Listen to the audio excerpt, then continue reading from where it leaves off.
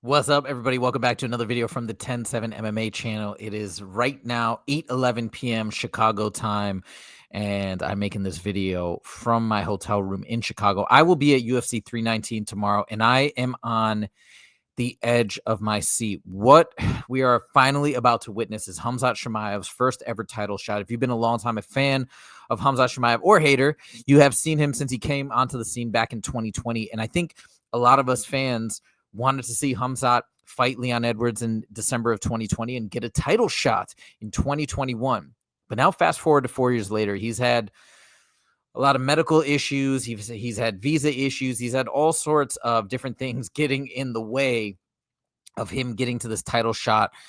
But now he's finally here, and we are on the precipice, I think, of something very, very special, not just as Khamzat fans, but as fans of the UFC and as fans of mixed martial arts, because as much as people want to say that the UFC is no longer trying to build stars or they're avoiding stars because they become too powerful, I don't believe that narrative. I believe that a business like the UFC, a sport like mixed martial arts, relies on electric personalities, relies on amazing fighters that draw in crowds. It's not that we're just going to show up all the time just because it's the UFC and we're going to see some cool fights. What makes this crazy and exciting and amazing is the individuals, the personalities, and that is the heart of the sport. It's that individual triumph. It's, do you align with that person in some way? Do you find something endearing or redeeming about them? Do they mirror something or struggles that you've gone through yourself? So it's all these different components. It's that relatability, etc. We had the last mega superstar, which was, of course, Conor McGregor. Also, Khabib was a superstar as well, I would say. But especially Conor McGregor took the sport to a new level and was part of the reason why they were able to get that sale for multi-billions of dollars. And that really began the ascension of mixed martial arts. Now, I believe we're at a new crossroads as Conor McGregor is starting to fade into the sunset. And we have a lot of other stars, by the way, in the UFC, but I do not believe that anybody has galvanized the fan base in such a way since Conor McGregor as Khamzat Chimaev. There's something going on here that is special. And if this fight goes the way that I think it's going to go and goes in favor of Khamzat Chimaev tomorrow, I think we're entering a new era in the UFC. And it's very, very, very, very exciting, both as a Khamzat fan, but also as a fan of the sport, as an investor in the sport, as somebody who wants to see the sport reach its true potential as being one of the best sports on the planet to now becoming one of the most widespread sports on the planet, which I believe is the fitting place for mixed martial arts. Khamzat Chimaev has his chance tomorrow to get himself to that next level and to bring the fans in the sport with him. And I know Dana White sees this too. I know he's on the edge of his seat as well, just from the way that he carried himself in the press conferences. At least that's my read on it. Now, just to give you some comparative analysis of exactly where Khamzat stands compared to the rest of the fighters and the other folks in the UFC, we're going to take a look first at social media numbers. Now, you might say, hey, this is just Instagram metrics. Who cares? But it is, I think, a significant metric because if people are going to follow another fighter, they have to go out of their way. They have to be, again, in sync with that fighter to some extent. I think it does show a certain level or degree of interest in that particular fighter. Now, let's take a look at the Instagram followers of the top 10 UFC fighters currently. This is active fighters in the UFC, right? Khabib has a huge following, not in here. Ronda Rousey has a huge following, but look at the active fighters. Conor's technically active, right? So he leads the charge, 46.5 million followers, killing it. But then next is Ilia Topuria at 10.5 million. Islam Makhachev, 10.4 million. What do all three of those guys have in common at the top of the list? Current champs or former champs? Conor McGregor, we all know his story. Double champ, first ever, huge star, movie star now, all these different things. Ilia Topuria and Islam Makhachev are at 10.5 and 10.4 million, respectively. Ilia is now also a double champ, okay? This is after he not only became featherweight champ, but also became lightweight champ. And I call him a double champ, even though it's not simultaneous. And I've talked about why that is before. Islam Makhachev is now moving up to chase greatness at welterweight. He's at 10.4 million. This statistic is old, by the way. Khamzat Chimaev just passed 10 million as of today or last night. So he's even edging up on Islam Makhachev. But the difference is Khamzat has never been champ, is not a champ. We go down the next on the list. Charles Oliveira, former champ. Israel Adesanya, former champ. Alex Pereira, former champ. Dustin Poirier, former interim champ. Max Holloway, former champ. Sean O'Malley, former champ. Khamzat Chimaev is at number 4 right now in Instagram followers, and he has never yet had a chance to touch gold. So this is something that we need to pay attention to in terms of what we have on our hands, in terms of the star potential and capability of Khamzat, if he does indeed achieve what we think he's going to achieve, just based on the odds makers and my personal opinion, what he could achieve tomorrow and what I believe he will achieve tomorrow. Also, to give you a little bit of extra comparison, if we go back to Conor McGregor in 2016, and this is after he was already an interim champ, okay? He was at 6.2 million followers on Instagram. Now, it was a different time. It was a different era 9 years ago, probably more people on Instagram now, so we can't exactly compare. But I think it's an interesting frame of reference because this is still after he was an interim champ, still after people were going crazy about him. But Khamzat seems to be at a different level comparatively. As I mentioned, he's simply the contender going up for his title shot. The other interesting thing about McGregor versus Khamzat is McGregor was known for his amazing performances at pressers. He was witty. He was basically a stand-up comedian. He had razor sharp smack talk, and that got a lot of people excited and galvanized and got the whole crowd going with him. Plus, he brought in his entire nation of Ireland. Now, of course, I'm sure Khamzat has tons of support in Chechnya and in other places, but just to give you a frame of comparison, and I'm going to show you some clips from the presser in a second, Khamzat's a man of few words. It's different. He's just being himself. I mean, I think Conor was being himself too, by the way. I think that's the secret to success. Not that he's a good smack talker, but because he was really being himself. He likes to talk trash. That's him. Khamzat, same thing, is being him.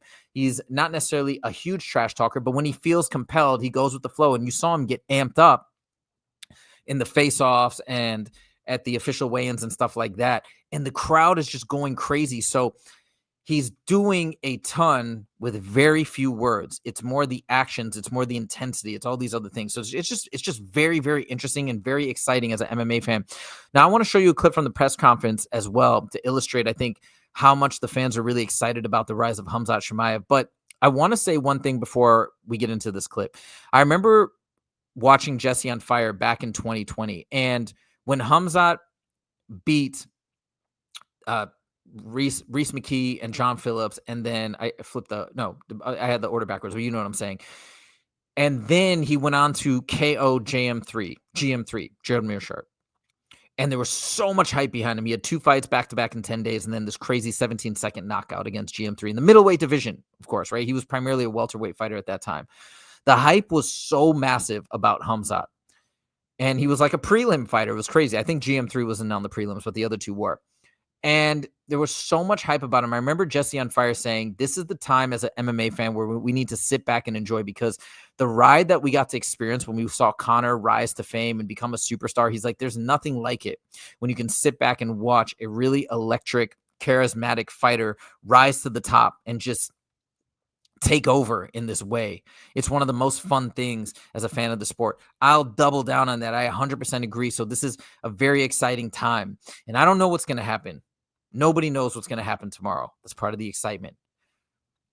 But let's all together try and really enjoy this moment, because I think it's rare that we get somebody this galvanizing, this electric, this magnetic, as we were seeing with Khamzat Chimaev. And it's really something that we can sit back and hopefully appreciate and enjoy this ride, because it's getting everybody so excited. Now, just to show you some of the electricity that's being generated around Khamzat Chimaev, look what happened at the presser when DDP got asked his first question right off the jump. First question, listen to the crowd reaction. And this is, I guarantee you, the crowd is, I mean, I'm a fan of DDP. I've mentioned this many times. Second favorite fighter in the middleweight division. I'm a fan of DDP. I would bet you that if DDP was fighting anybody else, these boos would not be boos. They would be cheers. I'll bet you, because DDP is a very likable guy and a very likable fighter. But listen to this reaction. Dricus, you are putting together quite a run at middleweight, but what do you think contributes to your success more? Is it your ability in the cage or your mentality in wanting to fight the best opponent at all times? I think it's both of those things. I think it's the fact that I go out there and I want to fight the best.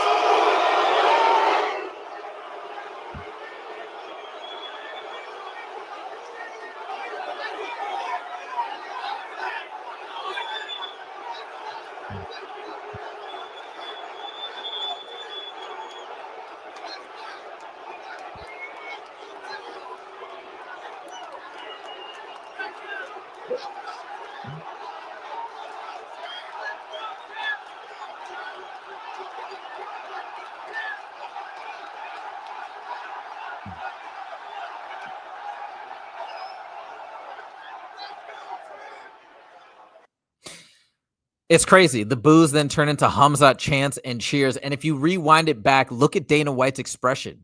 He's got a smile from ear to ear. He's grinning because I believe he knows that if Khamzat can pull this off, this is going to be so big for the UFC. And I'll double down on that statement before. I disagree with the notion that they don't want stars. Do they want stars with less control and power when they leave the UFC? Yes. I can believe that, right? Conor McGregor right now going into BKFC, if he were to have a fight, which he's not going to because he needs to take at least one fight before his sunset clause even activates. I've talked about that before.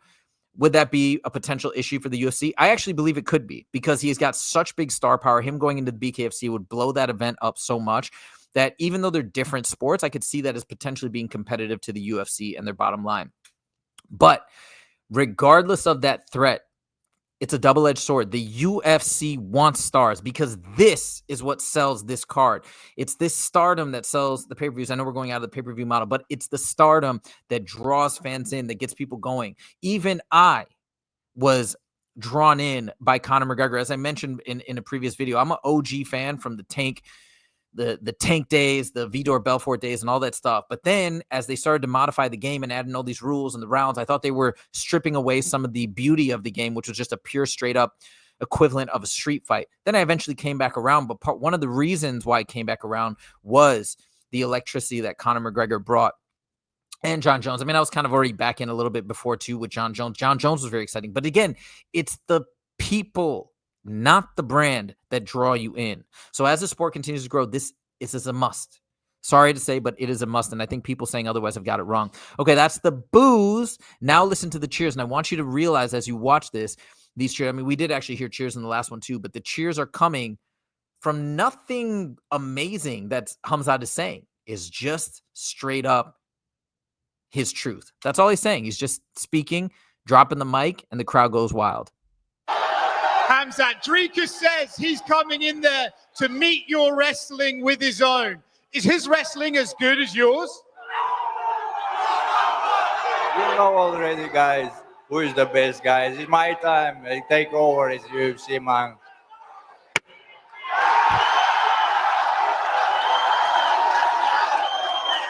It's like, that's all he said. My time, take over now. Pop. And then people go erupt and go absolutely bonkers. And then we get to the face-off. Now, Khamzat and DDP were actually pretty respectful overall during the presser and have been really respectful since. They shook hands and whatnot. And I actually really like that because you don't need any heat between these two guys. But then watch what happens at the face-off. I just think the energy and whatever and the nerves and all that stuff, Khamzat just got excited, and then he started doing some of his old antics of getting in Dricus's face and talking smack. It riled the crowd up. It got people excited. I don't even think we needed it. In some way, I would almost prefer it to be a bit more respectful. This is probably, I'm in the minority here, but that's just because I like both guys, and I don't think we need any of the antagonizing or any of these other things. I think this fight is incredible just as is. Respectful, but just absolutely such a battle of the best versus the best. So I think it's crazy. But anyways, again, that star quality, Khamzat just of his own starts to go crazy, and listen to how the crowd reacts. Everybody is so dang hyped for this fight. Check it out.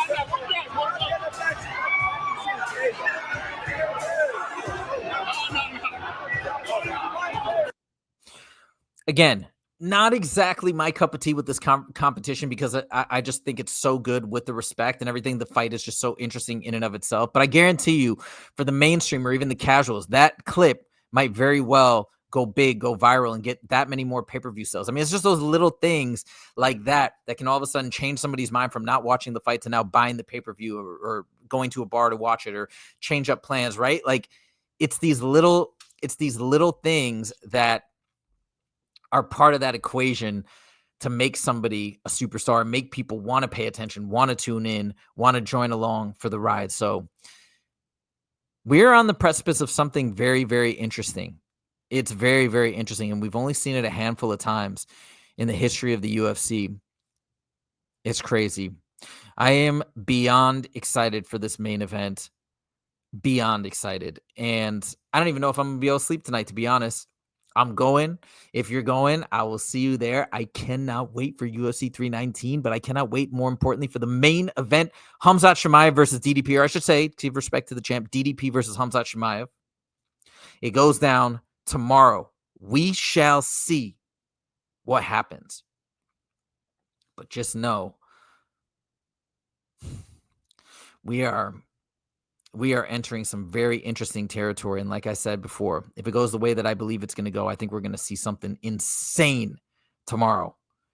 Insane for the UFC and the sport of mixed martial arts. That's all I got for you guys in this video. Let me know what you guys think. Are you guys also equally excited? Do you also see the crazy megastar potential that is right here for the taking? Let me know what you guys think in the comments. Thank you guys so much for joining, and we will see you in the next video. Take it easy.